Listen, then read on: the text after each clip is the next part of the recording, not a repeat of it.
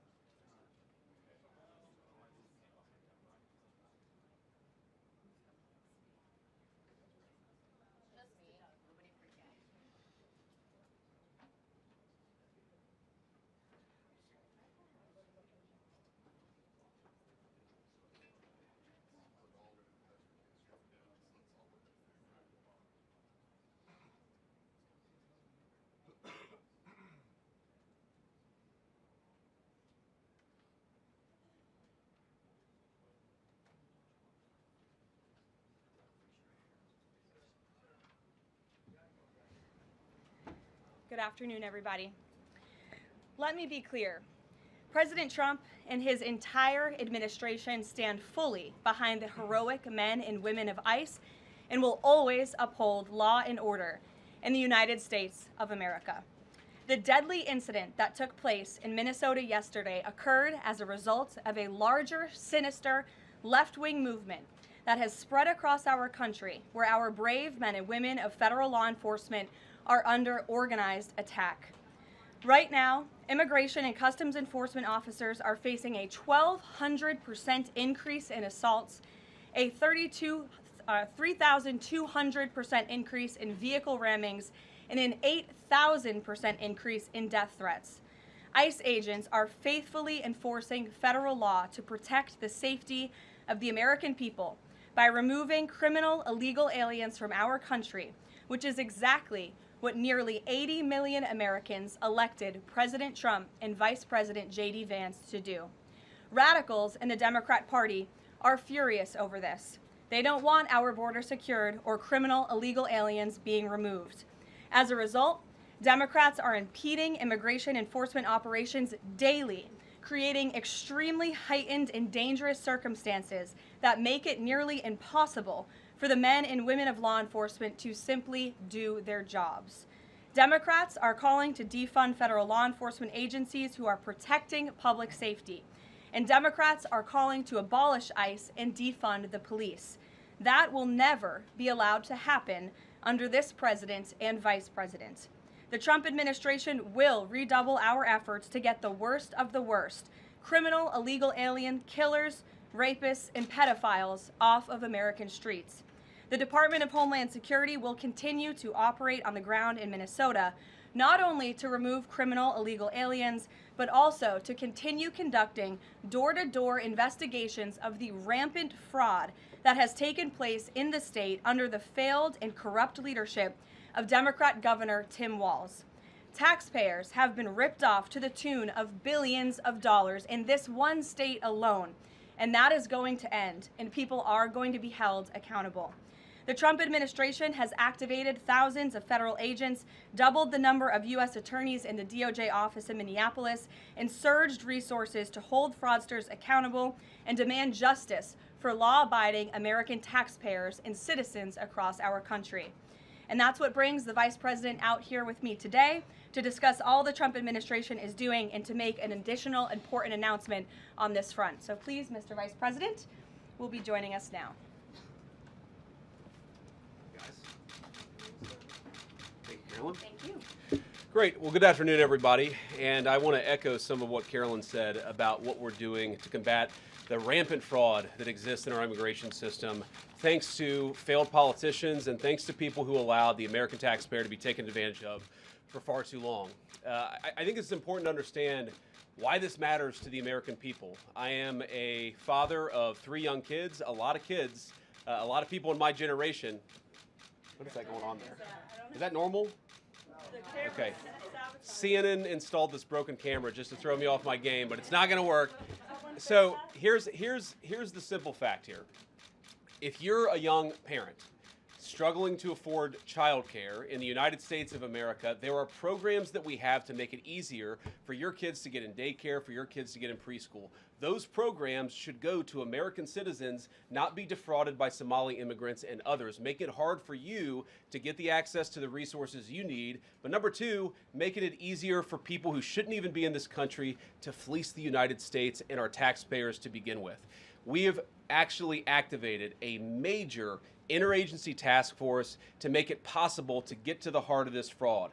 We have Department of Agriculture resources that are focused on SNAP fraud so that people who need food benefits can get them, but illegal aliens and other fraudsters don't. We have over 1,500 subpoenas that the Department of Justice has issued to get to the heart of the fraud ring. We've done almost 100 indictments, mostly Somali immigrants, but also a few others. And of course, we're looking in with broad investigatory authority to a number of the instances of wrongdoing that we've seen in Minneapolis. But we also want to expand this. We know that the fraud isn't just happening in Minneapolis, it's also happening in states like Ohio. It's happening in states like California.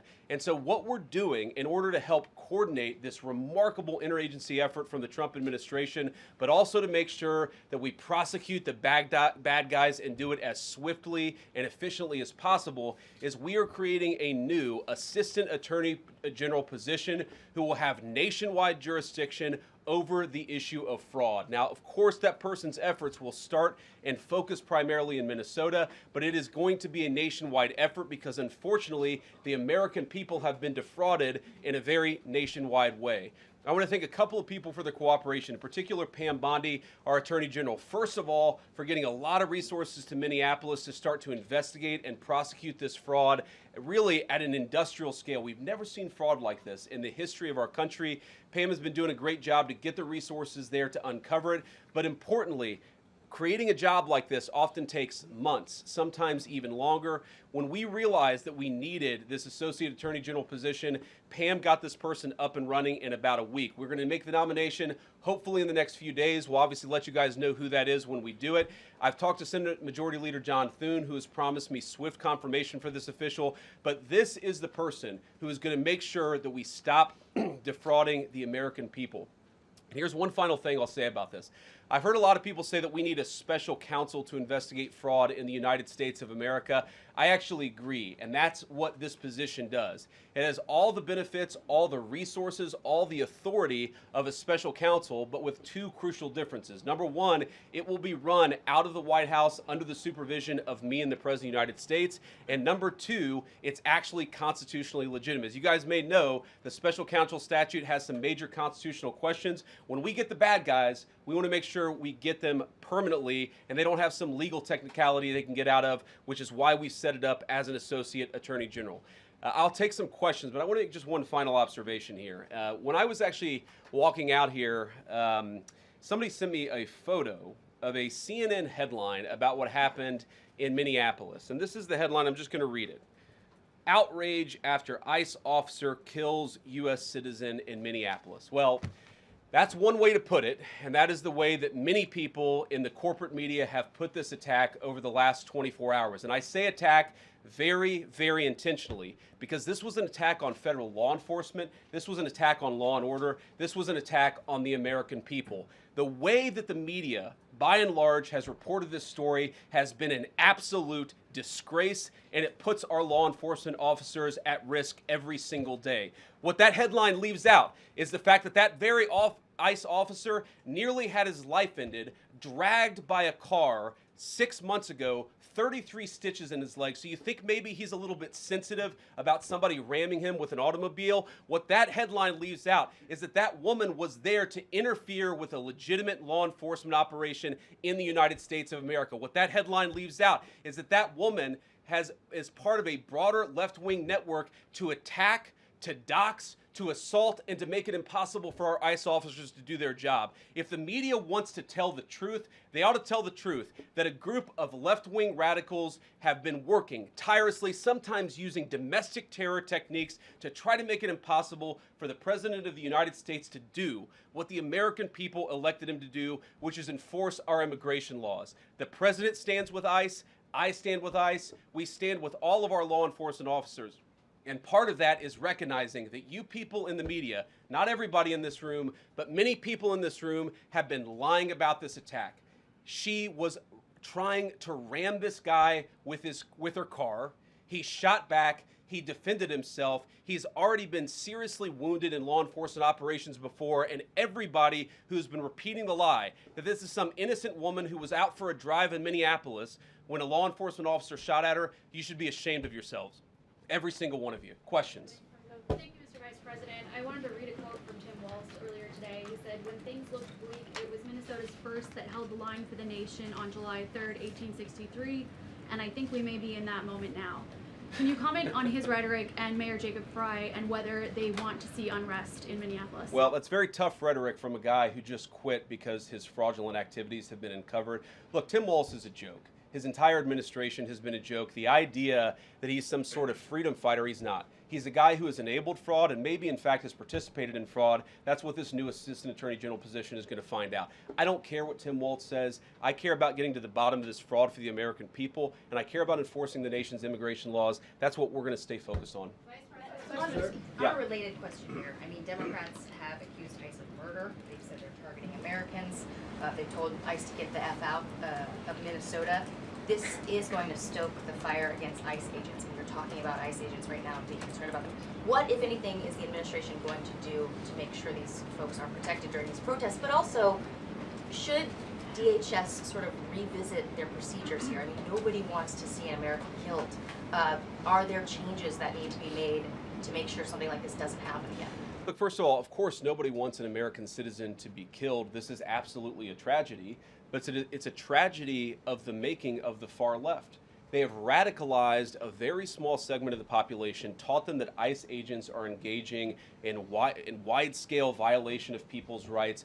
What our ICE officers are doing is deporting the millions of criminal aliens that were let in during the Biden administration. So number one, we have to say, as a matter of leadership, and I would appreciate if the Democrats would join me on this, let's be honest about the fact that we have way too many illegal aliens in this country. Our ICE officers should be supported in doing their job. You're trying to actually marshal the far left lunatic fringe to engage in doxing, to try to make it impossible for them to enforce the law, and in some cases actually to engage in acts of domestic terrorism against our law enforcement officers.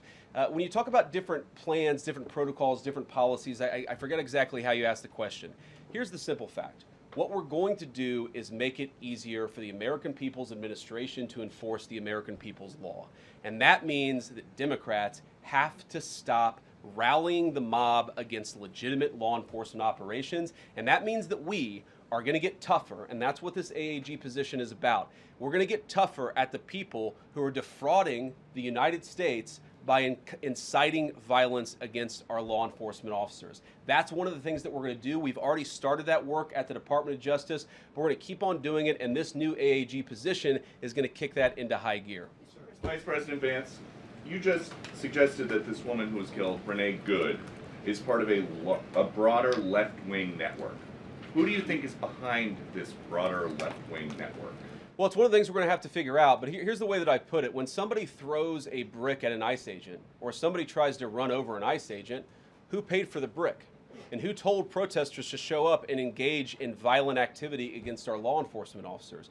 You see, just with this most recent terrible incident in Minneapolis, you see friends of this woman's or other people who are eyewitnesses saying basically that she was there to engage in obstruction of a legitimate law enforcement operation. How did she get there? How did she learn about this? There's an entire network, and frankly, some of the media are participating in it, that is trying to incite violence against our law enforcement officers. It's ridiculous, it's preposterous, and part of our investigatory work is getting to the bottom of it. Who's funding it? Who's supporting it? Who's cheerleading it? And of course, if there's illegal activity related to that, we're going to get to the bottom of that and prosecute it where we can. Vice President, thank you for taking questions today.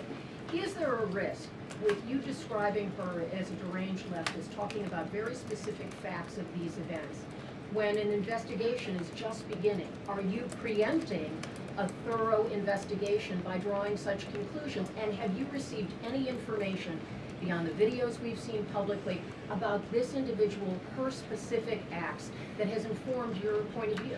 Well, first of all, the Department of Justice is going to investigate this. The Department of Homeland Security is already investigating this. But the simple fact is, what you see is what you get in this case. You have a woman who is trying to obstruct a legitimate law enforcement operation. Nobody debates that. You have a woman who aimed her car at a law enforcement officer and pressed on the accelerator. Nobody debates that. I can believe that her death is a tragedy, while also recognizing that it's a tragedy of her own making and a tragedy of the far left, who has marshaled an entire movement, a lunatic fringe, against our law enforcement officers. I think what is clearly happening here, and it's going to keep on happening unless the Democrats wake up and say, you know what, you don't have to agree with our immigration policies. You don't have to agree with what the president or the vice president believe about immigration enforcement, but why don't you take this to the ballot box? Why don't you vote? Why don't you organize? Instead, what some of them are doing is encouraging people to get violent with our law enforcement officials. It's disgraceful, and it's got to stop. Just to follow up on that question, and again, thank you for taking questions, Mr. Vice President. There's clearly a lot of emotion in Minnesota, across the country, over this incident. You're calling Renee Good a deranged leftist. There's been heated rhetoric that we've also heard from officials. What responsibility do you and the president have to diffuse some of the tension that we are seeing play out in Minnesota, bring down the temperature as this investigation is unfolding? What we have a responsibility to do is to protect the people who are enforcing the law and protect the country writ large. Whether you're Democrat or Republican, you deserve to have the people's laws enforced in the United States of America. Now, again, I'm not happy that this woman lost her life. I'm not happy that this woman was there at a protest violating the law by interfering with a law enforcement action. I think that we can all recognize that the best way to turn down the temperature is to tell people to take their concerns about immigration policy to the ballot box. Stop assaulting and stop inciting violence against our law enforcement officers. That's the best way to take down the temperature. And we're not going to give in to terrorism on this. And that's exactly what's happening. People trying to antagonize, to commit acts of violence. They throw bricks at them. Sometimes they shoot at them. Sometimes they dox them. Sometimes they go to their place of residence and harass their families. This is classic terrorism. And we cannot say that when a far left fringe is inciting violence against our brave law enforcement officials, that we're no longer going to enforce the law. That's rewarding the very people who are engaged in this garbage. The actual reward that they just got is a new assistant attorney general who is going to prosecute and investigate this stuff even more aggressively than before. Yeah. Thanks for taking my question. So the head of Minnesota's investigations agency says that the U.S. Attorney's Office has essentially cut off the state investigations agency's access to the investigation. What is the precedent for that, and why shouldn't the Minnesota officials on the ground have access and evidence to work on this investigation? First of all, I wish the state officials in Minnesota would investigate why you have so many people who are using their vehicles and other means to actually interfere with a legitimate law enforcement operation. The precedent here is very simple. You have a federal law enforcement official engaging in federal law enforcement action. That's a federal issue. That guy is protected by absolute immunity. He was doing his job. The idea that Tim Walz and a bunch of radicals in Minneapolis are going to go after and make this guy's life miserable because he was doing the job that he was asked to do is preposterous. The unprecedented thing is the idea that a local official can actually prosecute a federal official with absolute immunity. I've never seen anything like that. It would get tossed out by a judge. So what I'd like Minnesota to focus on is the real issue, that they're encouraging people. Minneapolis officials are encouraging people to commit violence against ICE officials. It's ridiculous. It's got to stop. Go ahead. Mr. President, thank you. You said earlier that there's a left-wing network to attack, to dox, to assault, and make it impossible for ICE officers to do their job. You told my colleague just now that there's an investigation going on into that network. Yep. So if everything that you say is true, how does being part of that network justify being shot? Well, being part of the network doesn't justify being shot, but ramming an ICE officer with your car, that's what justifies being shot. It's not a good thing, by the way, but when you force somebody to engage in self-defense, it's almost a preposterous question. I'm not saying that funding some of this stuff justifies capital punishment. Nobody would suggest that. The reason this woman is dead is because she tried to ram somebody with her car and that guy acted in self-defense. That is why she lost her life, and that is the tragedy. Now, there may be other violations of the law and other penalties that are associated with those violations of the law. For example, if you are funding violence against our law enforcement officers, I'm not a prosecutor. My guess is that's not the sort of thing that earns capital punishment, but it should sure as hell earn you a few years in prison if you're funding the effort to try to assault our law enforcement officers. I'm sorry, guys. What's going on here? You guys are meant to report the truth. How have you let yourself become agents of propaganda of a radical fringe that's making it harder for us to enforce our laws? You just asked me a question that presumed that the reason why this woman died is because she was engaged in legitimate protest. She tried to run somebody over with her car, and the guy defended himself when that happened. Next question. The investigation is still ongoing. I said next question. Mr. Vice President, I mean, you presumably watched the video yourself. There's not the slightest doubt in your mind, having viewed it, that the victim, you still believe that she deliberately tried to ram him despite seeing this video? Look, I don't know what is in a person's heart or in a person's head, and obviously we're not going to get the chance to ask this woman what was going on. What I am certain of is that she violated the law.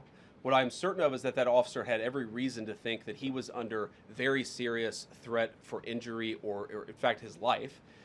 What I'm certain of is that she accelerated in a way where she ran into the guy.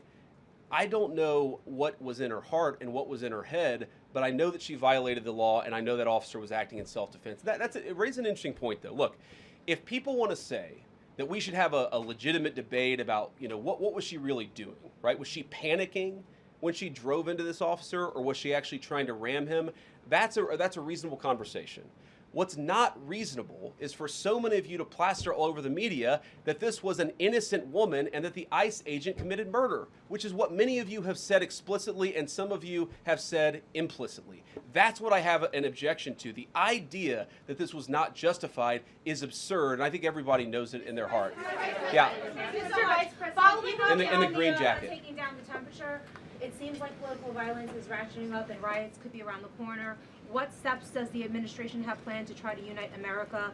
Average people on both political sides are so tired of fighting with each other, and I think all the journalists in this room could agree with me that we don't want to be part of the problem. Do you have any words to unite America? I know you don't want to be a part of the problem, and I think that's true of a lot of you. I'm not sure it's true for everybody, because the reporting over this has been one of the biggest scandals I've ever seen in media. I've never seen a case so misrepresented and misreported when you have a guy who was defending himself and is now being treated as some sort of federal assassin by so many of the people in this room. First of all, let me say about crime. You mentioned violence. One of the things we're proudest about is that you saw violent crime over the last year drop by 20%. Why is that drop by 20%? Is it because we're attacking our law enforcement officers, or is it because we in the administration are empowering our law enforcement officers to enforce the law? I think that's one of the ways you take down the temperature, is you make people feel more secure and safe in their person and property. That's why we care so much about protecting our law enforcement, because it accrues to the benefit of the entire national community.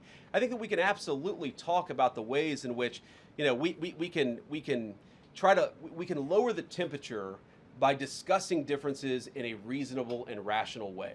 Again, I'm happy to talk with any congressional Democrat or any of you about our immigration policy, about why I think it's necessary, about why I think it's in the best interest of the country, about why the President of the United States was elected to actually enforce the border for the first time in at least 4 years. So here's the problem. That's not the debate so many people are having.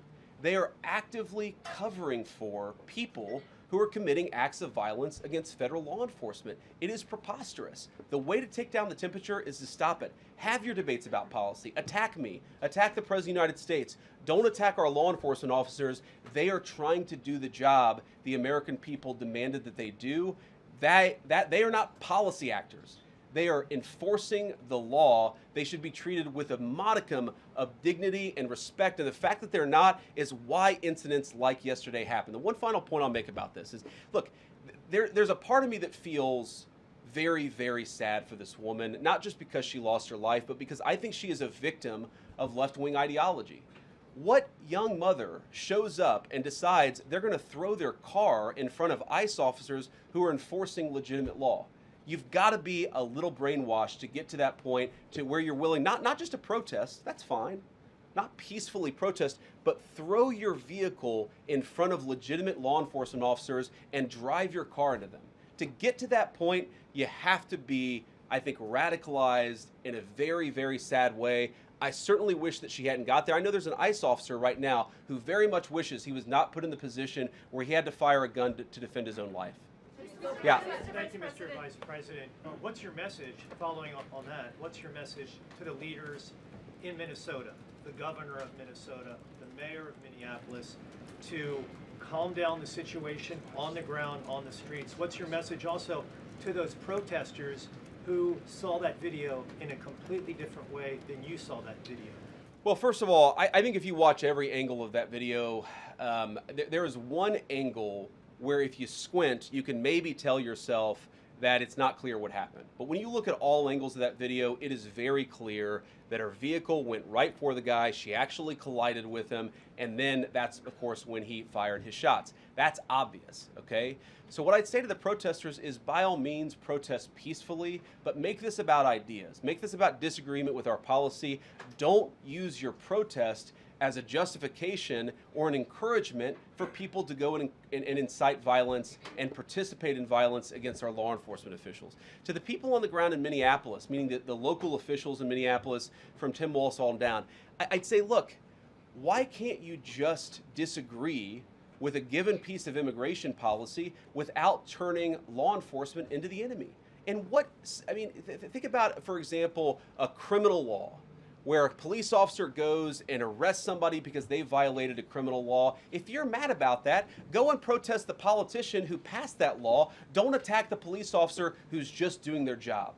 We had a wide open border under Joe Biden. I happen to think it's a good thing the President of the United States has closed it down. If you think that's a bad idea, criticize this administration for a policy decision.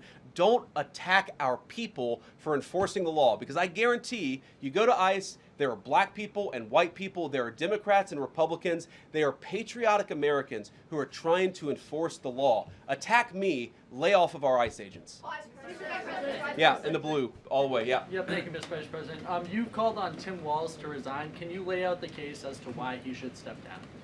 Well, look, I think Tim Walz should resign because it's very clear either that he knew about the fraud in Minneapolis, he knew about the welfare fraud, or at the very least he looked the other way.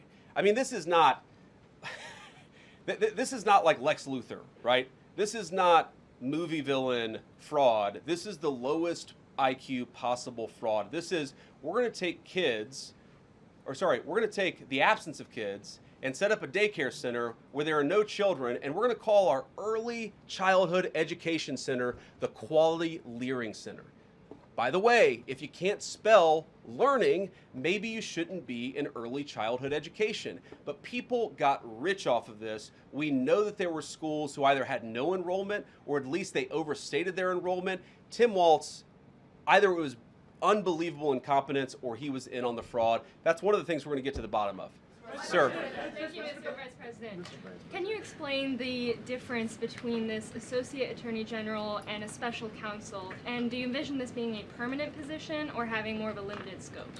Well, it's going to be permanent until we get to the bottom of what's going on, so I think it's going to last for at least the remainder of the administration. What's different about it from a special counsel is, if you remember, the Jack Smith case where the special counsel was found unconstitutional, one of the big issues there is that that person was not an appointed person, completely aside from all the other issues that the person was a lunatic and that the case had no merit. There was a fundamental constitutional issue, which is that he had not been appointed by the president and he had not been confirmed by the United States Senate. An assistant attorney general, what that's going to allow us to do is appoint this person, have them confirmed by the Senate. That's one difference. The more substantive difference is that this person is going to be part of a very broad interagency White House that's being led from the President of the United States on down. And that's going to give him the resources, the access to material and information to make this person more effective. I think a lot of people have asked, how are you really going to get to the heart of the fraud? We've been asking ourselves that question for the past couple of months, and we think this is the critical piece at the Department of Justice to really ramp this fraud investigation into high gear. In the red tie, yeah. Vice President Vance, I wanted to ask, what's your message to far leftist agitators who feel emboldened to obstruct ICE activity in Minnesota and around the country? Well, I think they shouldn't feel emboldened because now they have an assistant attorney general who is going to prosecute and investigate their fraud and their violence more aggressively than it has ever been investigated in the United States of America. We are doing so much to try to find the financing networks and the domestic terrorism networks that legitimate this violence, that fund this violence, and that, of course, engage in the violence. These people should not feel emboldened because they have, for the first time, maybe in American history, an administration that is not going to tolerate political violence of any kind from anywhere. Yeah. It's not clear today that the entire weight of the federal government is behind these ICE agents and this ICE agent in particular. There is still a federal investigation happening on the ground. Does that mean that they are not looking into this ICE agent at all? They are just focused on the woman who was in the car? What is the investigation if the federal government has already determined that its weight is behind this ICE investigation? So what do you mean? When you say investigation, do you mean investigation of the shooting yesterday or of the fraud that's happening in Minneapolis? Yesterday. Okay, look, DHS, as I understand it, has an investigation already ongoing. I know that other organs of our government are looking at this. So yes, there is certainly an investigation that's happening right now. But as part of the broader fraud investigation, a lot of what we're doing with the Department of Justice has already started. We've got over 1,500 subpoenas. We've got people this morning, actually, we're going door to door to actually knock on some of these fraudulent care centers, these fraudulent social services organizations to get to the bottom of what's going on there. So the investigation in some ways has already been ramping up into the anti-fraud element for at least a few weeks. What we're trying to do is supercharge it and make sure there's a designated person within the Department of Justice who completely controls that particular focus. Yeah. Just to follow up on that, Mr. Vice President, on the agent, is he still on duty or has he been placed on leave, on administrative leave? And what really was the target of the operation on Wednesday? ICE operation on Wednesday? Well, first of all, it was a legitimate law enforcement operation. We were going door to door to try to find criminal illegal aliens and deport them from the United States of America, because if you come to our country illegally in violation of our immigration laws, then we have the mandate, and in fact we have the legal duty to enforce those immigration laws. Whether he's been placed on administrative leave, I don't know the answer to that question. I'd refer it to the Department of Homeland Security and they can follow up. I will say, look, I would appreciate everybody saying a prayer for that agent. Look, in the past 6 months, he has been hit twice by a motor vehicle. One time, the first time, it led to over 30 stitches and very serious injuries to his legs. This is a guy who's actually done a very, very important job for the United States of America. He's been assaulted, he's been attacked, he's been injured because of it. He deserves a debt of gratitude, and I think the media prejudging and talking about this guy as if he's a murderer is one of the most disgraceful things I've ever seen from the American media. Yeah. Vice President, what is your specific role in the future of Venezuela? And I'm wondering, could you confirm reports that the Director of National Intelligence, Tulsi Gabbard, was kept out of the planning for the operations because of her past concerns about military involvement in Venezuela? So I've heard a couple of things. One, that I was kept out of the planning for the Venezuela operation, that's false. And another, that Tulsi was kept out of the planning for Venezuela operations, that's completely false. Look, we're all part of the same team.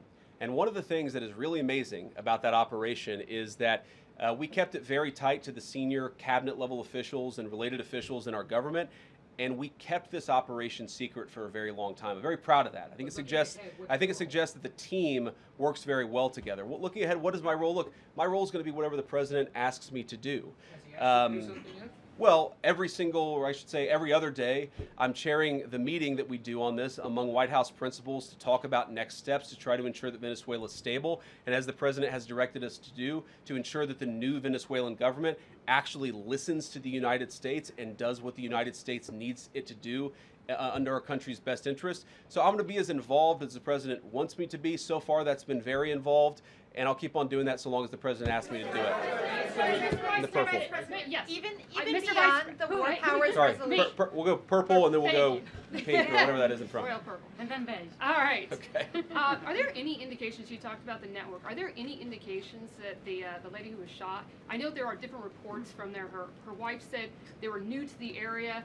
Are there any indications she may have been a paid agitator, and maybe that there are others that were brought to the area, considering everything that's going on in Minneapolis? I wouldn't say that she was paid. I don't have the evidence to say that one way or the other. What I do know is that she was violating the law. And if you just look at the eyewitness accounts, they were saying she was there to prevent the enforcement of the law. She was trying to obstruct a legitimate law enforcement operation. That much is obviously clear. The rest of it, of course, is part of the reason why we investigate this stuff.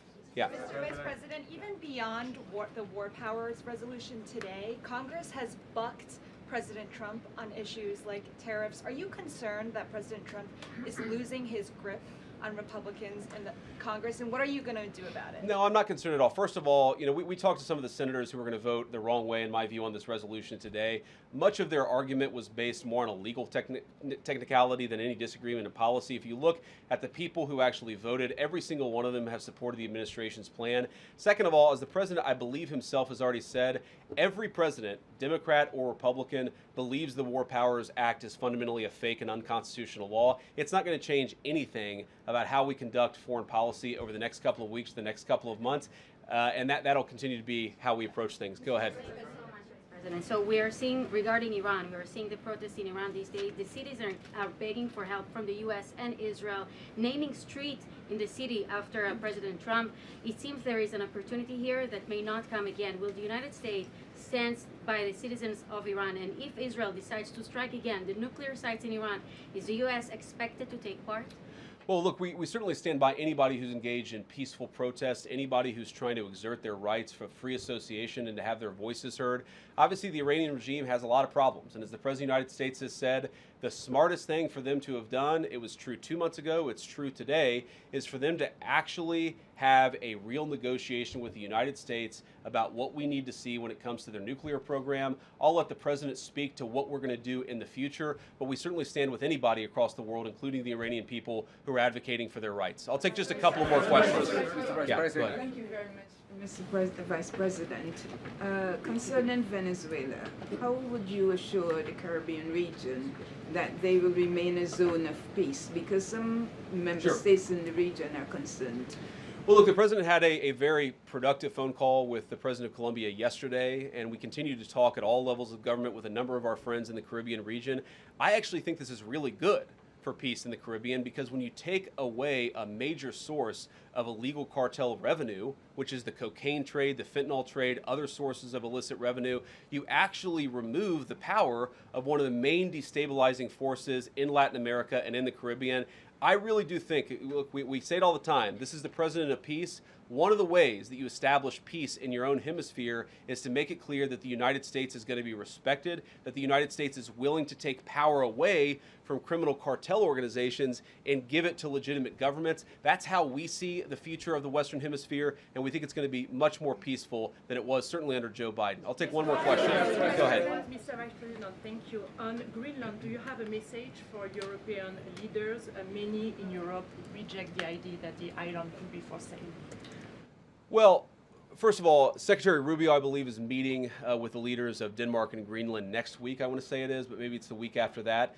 We'll continue to deliver some of these messages in private, some of them in public, but I guess my advice to European leaders and anybody else would be to take the President of the United States seriously. What has he said about Greenland? Set to the side the crazy overreactions that I've seen from the press and from certain people in Europe. What has the President said? Number one, Greenland is really important, not just to America's missile defense, but to the world's missile defense. Number two, we know that there are hostile adversaries that have shown a lot of interest in that particular territory, that particular slice of the world. So what we're asking our European friends to do is to take the security of that landmass more seriously, because if they're not, the United States is going to have to do something about it. What that is, I'll leave that to the President as we continue to engage in diplomacy with our European friends and everybody on this particular topic. And again, thank you all for listening. Thanks for taking questions. And I just ask you, look, this is politics, and often Republicans and get in arguments with the press about things, and I understand that.